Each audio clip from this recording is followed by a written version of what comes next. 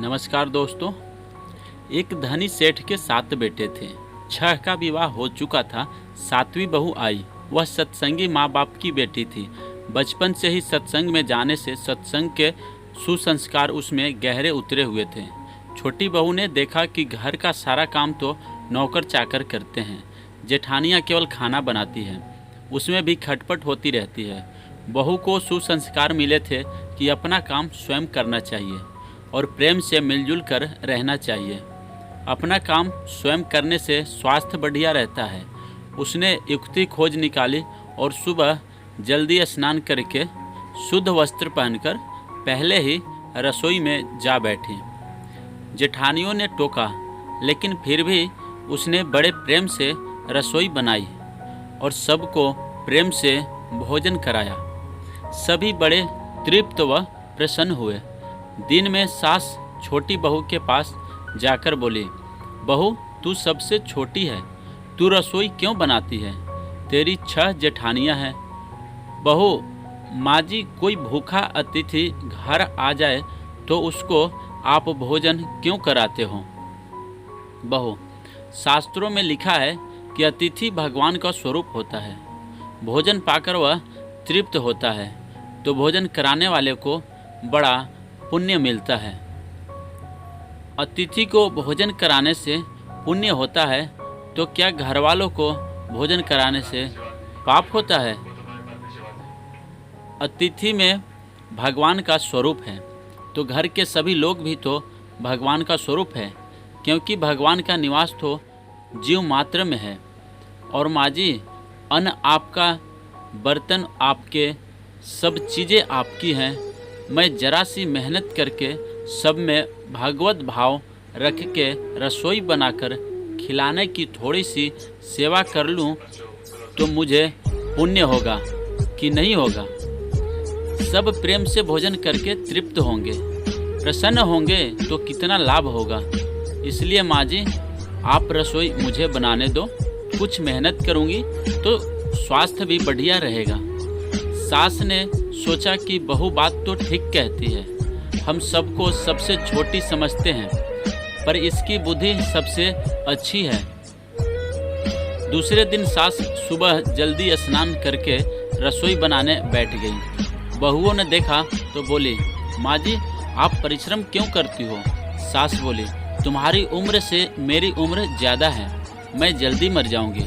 मैं अभी पुण्य नहीं करूंगी तो फिर कब करूंगी? बहुएं बोली, माँ जी इसमें पुण्य क्या है, यह तो घर का काम है। सास बोली, घर का काम करने से पाप होता है क्या? जब भूखे व्यक्तियों को, साधुओं को भोजन कराने से पुण्य होता है तो क्या घर वालों को भोजन कराने से पाप होता है? सभी में ईश्वर का वास है। सास की बातें सुनकर सब बहुओं को लगा कि इस बात का तो हमने कभी ख्याल ही नहीं किया। यह युक्ति बहुत बढ़िया है। अब जो बहू पहले जग जाए वही रसोई बनाने बैठ जाए। पहले जो भाव था कि तू रसोई बना, तू रसोई बना, तो 6 बारी बंधी थी, लेकिन अब मैं बनाऊं, मैं बनाऊं, मैं बनाऊं, यह भाव हुआ तो 8 बारी बंध गई। 2 और बढ़ गए, सास और छोटी बहू, और बढ़ गए सास और छोटी बहू। काम करने में तू कर, इससे काम बढ़ जाता है और आदमी कम हो जाते हैं। पर मैं करूं, इससे काम हल्का हो जाता है और आदमी बढ़ जाते हैं। छोटी बहू उत्साही थी। सोचा कि अब तो रोटी बनाने में चौथे दिन बारी आती है, फिर क्या किया जाए। घर में गेहूं पीसने की चक्की पड़ी थी, उसने उससे गेहूं पीसने शुरू कर दिए। मशीन की चक्की का आटा गर्म गर्म बोरी में भर देने से जल जाता है। उसकी रोटी स्वादिष्ट नहीं होती, लेकिन हाथ से पिसा गया आटा ठंडा और अधिक पौष्टिक होता है तथा उसकी रोटी भी स्वादिष्ट होती है। छोटी बहू ने गेहूं पीसकर उसकी रोटी बनाई तो सब कहने लगे कि आज तो रोटी का जायका बड़ा विलक्षण है। सास बोली, बहू तू क्यों गेहूँ पीसती है? अपने पास पैसों की कमी नहीं है। माँ जी, हाथ से गेहूँ पीसने से व्यायाम हो जाता है और बीमारी नहीं आती। दूसरा, रसोई बनाने से भी ज़्यादा पुण्य गेहूँ पीसने का है। सास और जेठानियों ने जब सुना तो लगा कि बहू ठीक कहती है।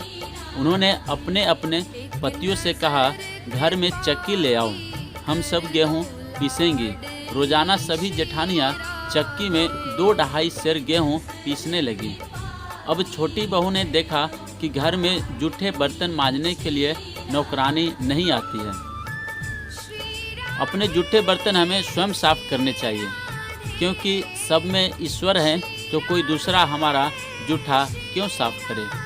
अगले दिन उसने जब बर्तन मांज दिए, सास बोली, बहू विचार तो कर, बर्तन मांजने से तेरा गहना घिस जाएगा, कपड़े खराब हो जाएंगे। माँ जी, काम जितना छोटा उतना ही उसका महात्म्य, छोटा उतना ही उसका महात्म्य ज़्यादा। पांडवों के यज्ञ में भगवान श्री कृष्ण ने जूठी पतले उठाने का काम किया था। दूसरे दिन सास बर्तन मांजने बैठ गई। उसको देख के सब बहुओं ने बर्तन मांजने शुरू कर दिए। घर में झाड़ू लगाने नौकर आता था। अब छोटी बहू ने सुबह जल्दी उठकर झाड़ू लगा दी। सास ने पूछा, बहू झाड़ू तूने लगाई है?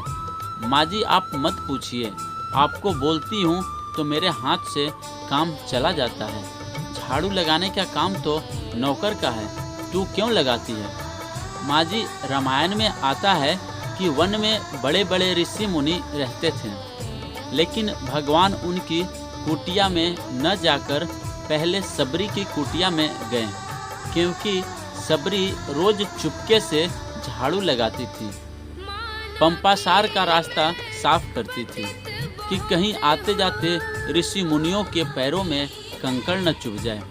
सास ने देखा कि यह छोटी बहू तो सबको लूट लेगी, क्योंकि यह सबका पुण्य अकेले ही ले लेती है।